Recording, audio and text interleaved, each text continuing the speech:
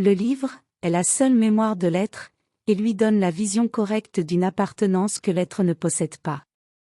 Dormir et s'éveiller s'opposent dans les environnements que l'être fréquente, car s'éveiller dans un environnement signifie dormir dans un autre, et l'être peut sembler toujours éveillé ou toujours endormi.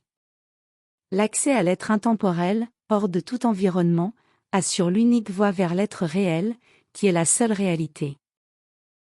Tout ce qui touche l'être, dans son environnement, correspond à l'environnement créé, et le touchera toujours, à travers l'intensité de l'émotion.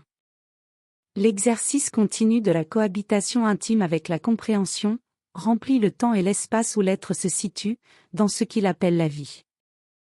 La compréhension ne laisse pas de place aux touches émotionnelles, et l'apparente distance, ou insensibilité de l'être, est la force de la compréhension de chaque partie du tout, et de leurs interrelations. L'homme sur la montagne, ou dans la boutique de cigares, est le maître de la compréhension des choix. C'est uniquement grâce à cette compréhension, qu'il a acquis le droit de choisir, car il sait déjà que, pour lui, il n'existe ni environnement, ni début, ni milieu, ni fin.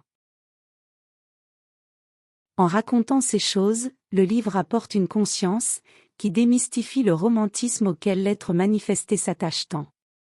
Un attachement qui atténue la peur de la solitude, et qui est le grand contrepoint à l'unité de l'être. Le livre est l'encre de la vie de l'être. C'est le dernier niveau avant d'aller au-delà du principe de tout. Juste pour travailler des concepts plus compréhensibles, aux niveaux inférieurs, conquérir est un concept largement négligé, bien qu'il soit toujours lié à toutes les fins de toutes les actions de l'être. Il n'y a pas un seul moment, dans le parcours de l'être dans la manifestation, où conquérir n'est pas présent. L'être utilisera tous les moyens possibles pour cela. Même dans les loisirs, il est constamment en travail de conquête.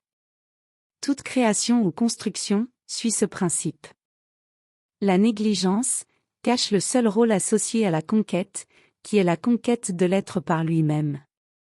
Le conformisme donne à l'être l'apparence de grands lauriers pour de petites victoires, célébrées comme des pas gigantesques et admirables.